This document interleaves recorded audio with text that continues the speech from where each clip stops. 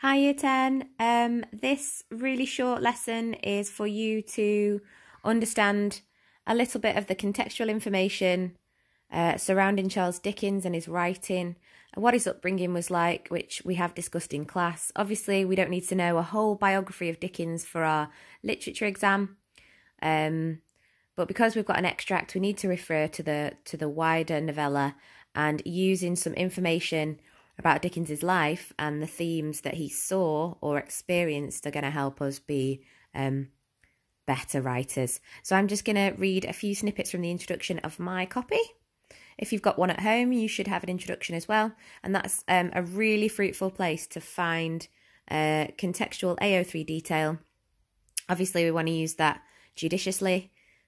So what I'd like you to do after I've read this is watch it again, and I'd like you to design a poster or a report or a revision guide or an A3 sort of revision clock on the contextual information that might have informed some of the main themes, the themes of redemption, of poverty, of injustice in A Christmas Carol. So I'll read a few of these paragraphs.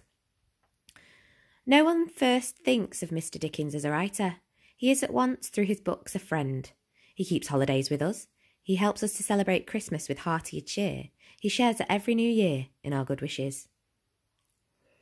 No novelist has enjoyed greater fame, prestige, popular adulation and financial success than were enjoyed by Dickens in the Victorian era. Generally, the British public responded warmly to his exuberance of comic creativity, the magnanimity of his moral advocacy, and the vivid rendering of that period's problems, hopes, ideals and fears. And his admirers ranged from Queen Victoria to urban workers. Dickens' popularity soon became international. A Christmas Carol helped to revive and enrich the celebration of Christmas in England and in America. It had been frequently reprinted and adapted for stage and screen, and millions of people have enjoyed versions shown in the cinema and on television. There have been operas, ballets, musicals, radio plays, and a Benjamin Britten composition. It had been deemed a national institution. Dickens, who craved public appreciation, was an energetic part-time actor who would have been delighted by such durable fame and influence. In the Victorian age, the burgeoning of education, creating a large literate public, and numerous technological advances, reducing the unit cost of printing magazines and books, helped to create the conditions in which his writings could reach a huge readership. Steam power contributed.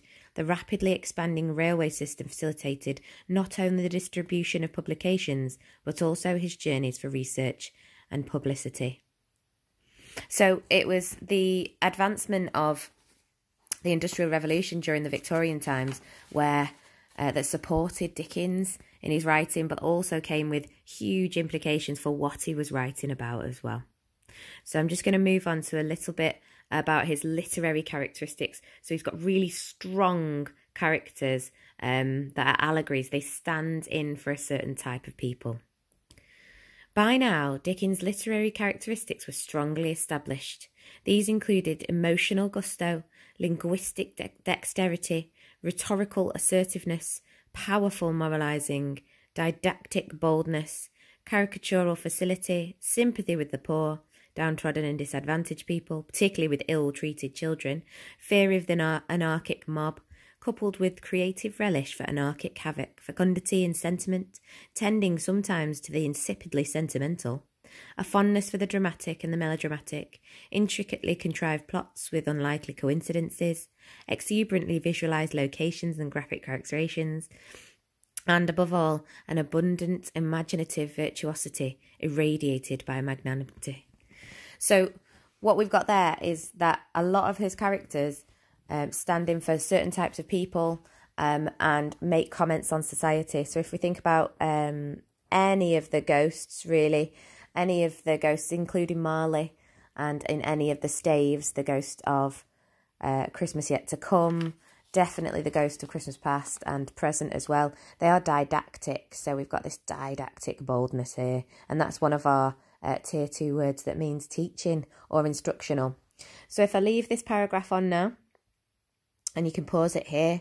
Obviously, I don't expect you to understand all of the vocabulary that's in there, but it'd be a great way to start learning some more tier 2 vocabulary. So you can pause it and have a look online or in a dictionary at home, because what we find is that characters such as the Cratchits represent the poor that are needy in some ways and not needy in others.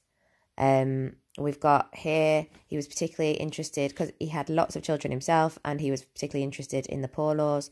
He had an interest for ill-treated children and fear of the mob as well.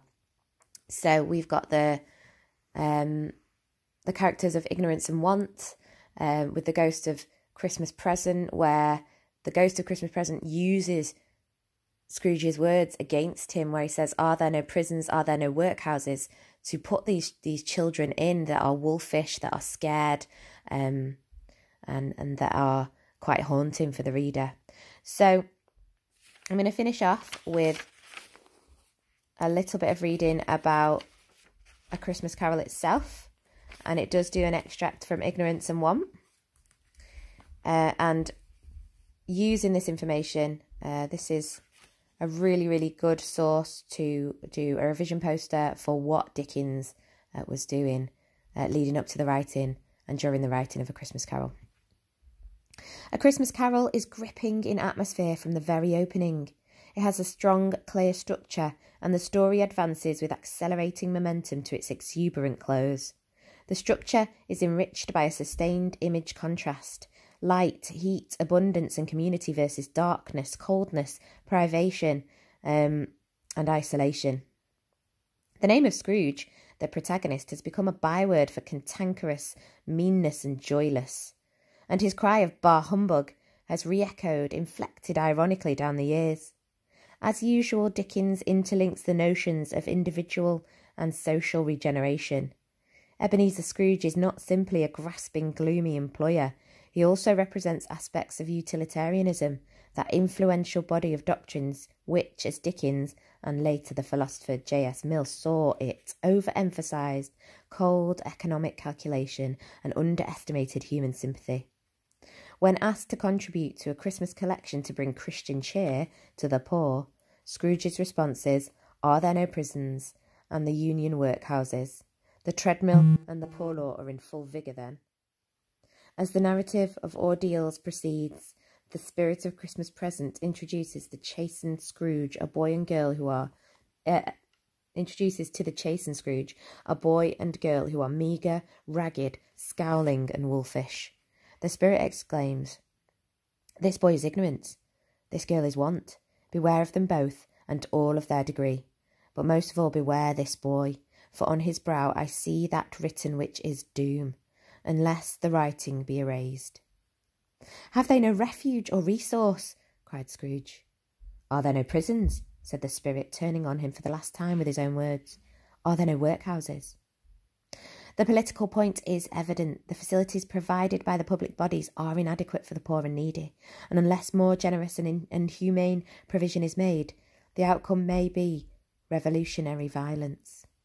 So, what Dickens is trying to do here is use these figures and use Scrooge's words as a miser to show that society is not supporting the poorest people, that the conditions for those people are harrowing, and they support industry. The industry relies on children, and these children are suffering.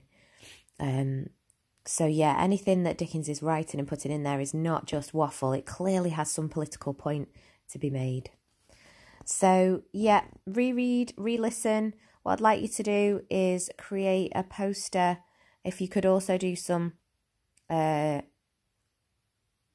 research on the poor law, please.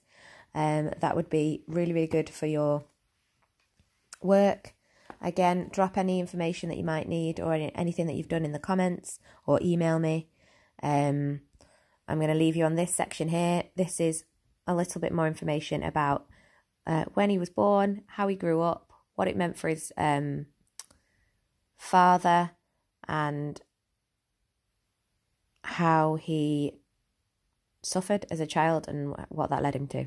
So I'll leave you with that. I'd love to see some A03 contextual posters based on Charles Dickens' A Christmas Carol.